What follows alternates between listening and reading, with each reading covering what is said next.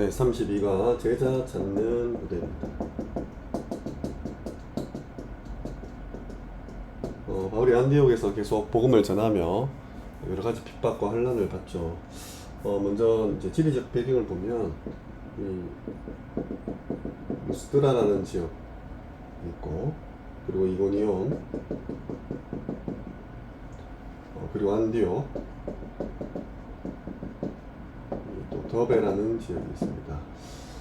루스드라는 소아시아 갈라디아의 남부에 위치한 도시예요. 그래서 퇴역한 군인들이 이 지역에 많이 살고 있었는데, 로마 식민 도시죠.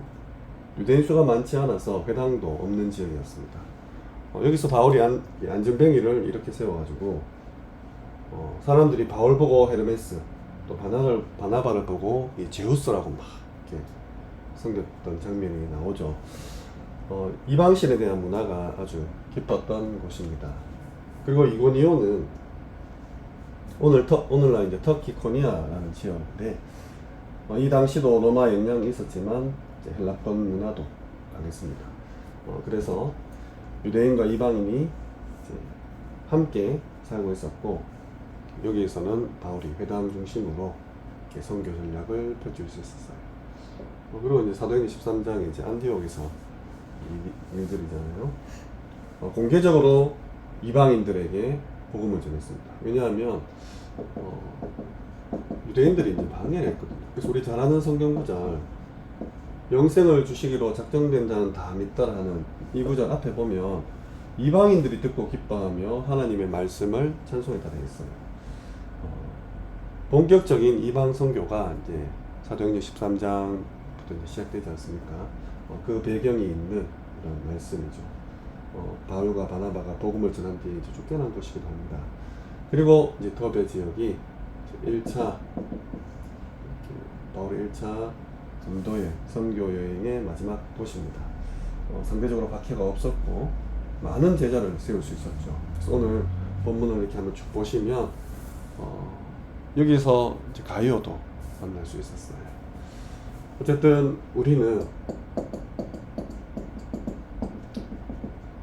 단순히 복음만 증거하고 뭐 하나님의 자녀가 되는 그런 영접 운동만 하고 그치는 것이 아니라 내가 하고 있는 이 사역을 당신도 할 수 있는가에 대한 그런 질문, 생각, 그럼 누가 나와 같이 이 복음을 전도하고 선교하는 일에 자신의 이렇게 생을 드릴까라는 그 눈으로 모든 사람을 봐야 되죠.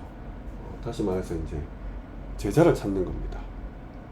단순히 예수 믿고 구원받고 천국 가는 그런 사람도 물론 중요하지만 이 언약이, 이 복음이, 이 말씀 운동과 전도 운동이 주님 오시는 날까지 끊어지지 않기 위해서 제자를 찾고 남기고 세우고 파송하는 거죠. 그 기준에 따라서 어떤 현장에 들어갔을 때 떠날 수도 있고 머무를 수도 있는 겁니다. 그러면 사도행전 13장 49절에서 52절이죠. 주의 말씀이 증거가 되고 그 지역에 두루 퍼집니다. 이랬더니 당연히 유대인의 반발이 생기죠. 그 지역의 경건한 귀부인들과 신의 유력자들을 선동시켜가지고 핍박을 하는 겁니다. 그래서 이 박해를 받은 이 바울팀이 쫓겨나게 되죠. 성경에 뭐라 기록되어 있냐, 그 두 사람이 이 바울과 바나바가 이 발에 티끌을 떨어버리고 이고니온으로 갑니다. 제자들은 성령과 기쁨이 충만하다고 되어 있어요. 예수님께서도 이 복음을 증거하고 받지 않으면 떠나라고 하지 않습니까? 기준이 뭐냐 했을 때 제자라는 거죠. 정말로 하나님께서 우리에게 주신 이 귀한 복음을 나처럼 귀하게 여기고 후대에 또 그 지역의 현장에 전달할 제자가 있는가, 이 제자를 볼 수 있는 눈이 굉장히 중요합니다. 바울은 그렇게 떠납니다. 떠나서 다음 사역지로 가죠. 사도행전 14장 오늘 읽은 본문 19절에서 22절입니다. 떠나왔는데 안디옥과 이고니온에서 쫓아와가지고 또 무리를 충동시키죠. 그래서 어떻게 했냐? 돌로 칩니다. 바울을 돌로 쳐서 죽은 줄 알고 이 성 밖에 던져버리죠. 돌로 맞아서 죽었구나라고 느낄 정도로 때렸고 또 맞은 거죠. 뭐 잠깐 기절을 했겠죠. 죽진 않았으니까. 이렇게 성 밖에 내쳤는데 사람이 이 사람 죽었다라고 느낄 만큼 이렇게 폭행을 당한다. 의식도 없었겠죠. 그러니까 죽은 줄 알고 던졌지 않겠습니까? 그 경험을 한번 하면 얼마나 두렵겠습니까? 우리가 그냥 이렇게 차가 이렇게 막 부딪히지 않아도 이렇게 오기만 해도 막 심장이 철렁 내려앉고 그 주마등이라 하죠. 모든 기억들이 스쳐 지나가면서 막 우리말로 이제 심장이 막 튀어나온다. 뭐 이런 표현을 쓰잖아요. 그렇게 놀라는데 그 아픔, 그 통증, 돌 뭐 요만한 돌멩이 하나만 맞아도 아픈데 막 주먹만한 이런 잡히는 대로 던졌지 않겠습니까? 온 몸을 맞았겠죠. 기투성이었겠죠. 근데 또 들어간다니까요. 제자들이 이제 와서 죽은 줄 알고 둘러섰는데 바울이 일어나서 성 안으로 들어가죠.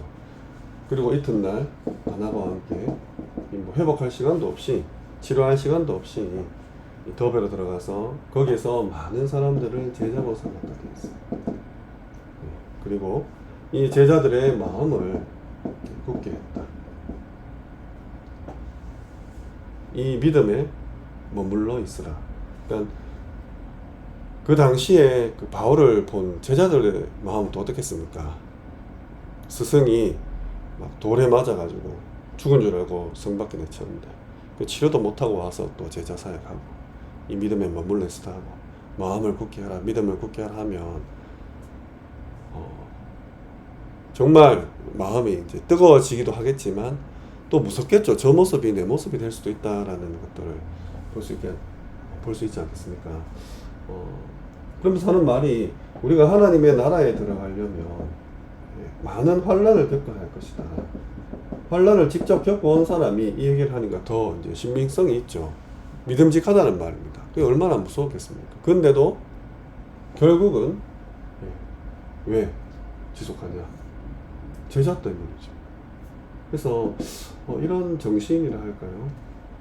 지금 모두가 이제 자기 자신 가장 소중하고 자기밖에 모르고 뭐 희생하거나 이런 걸 좀 아예 감각이 없는 이런 시대에 오늘 바울은 이 제자의 정신에 대해서 말씀을 주고 있습니다. 그냥 입으로 말하는 것이 아니라 자기 삶을 통해서 자기 몸을 내어드림으로 설명하고 있죠. 이 제자들의 마음을 굳게 하다. 원어로는 이제 강하게 하다, 견고하게 하다, 또 확실히 붙들다. 이거는 이제 바울이 이 사도행전과 디모데전서, 그러니까 내 아들과 같이 여겼던 디모데에게 향하는 편지에 썼던 그런 표현들입니다. 정말로 이 제자 양육의 중요한 부분이죠. 마음을 굳게 하라. 흔들리니까 두렵고 떨리고 무서우니까 이렇게 하지 않겠습니까? 이 믿음에 머물러 있어라. 여기에 계속 지속해라. 요한복음 15장에 예수님께서 말씀하신 내 안에 거하라. 이거랑 이제 동일한 단어거든요. 정말로 복음 진리에 대한 지속적인 충성, 헌신 이런 것들이 강조되는 것이죠. 많은 환난을 봅니다. 그러니까 이게 참 필연적인 하나님의 섭리인가 싶습니다.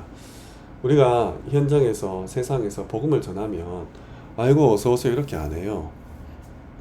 예수쟁이다, 뭐 개독교다 핍박하죠. 앞으로 여러분들이 살아갈 시대는 더 심하겠죠.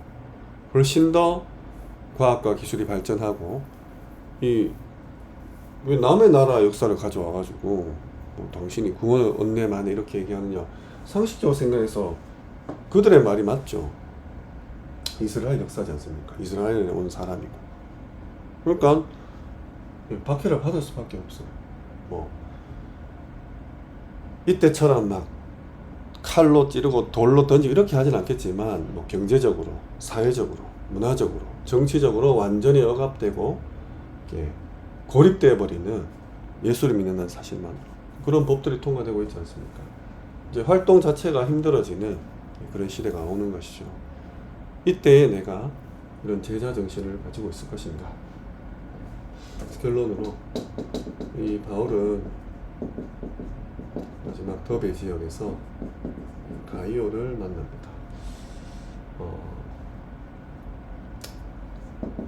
사도행전 20장 12절이죠. 이 가이오를 향해서 요한삼서 1장 1절에서 2절에 보면 사랑하는 가이오, 내가 참으로 사랑하는 자라 되어 있어요.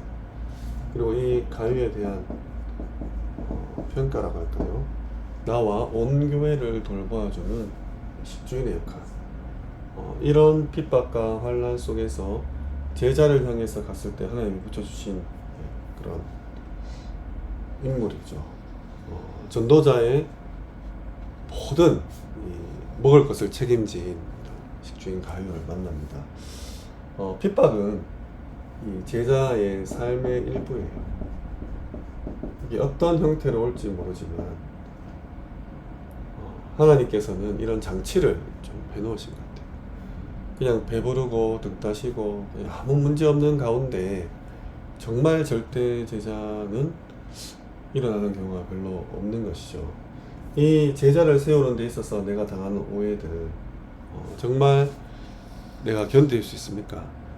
피해들, 이런 뭐 핍박이나 환난 이걸 떠나서 그냥 예수 믿는다는 이유만으로 오해를 당하고 무슨 금전적이나 어떤 뭐 사회 진출하는 데 있어서 피해를 본다, 그런 생각만 들어도 우리는 마음이 많이 불편한데 앞으로 이제 우리 후대들이 살아가야 될 그런 세상은 더 그렇지 않겠습니까?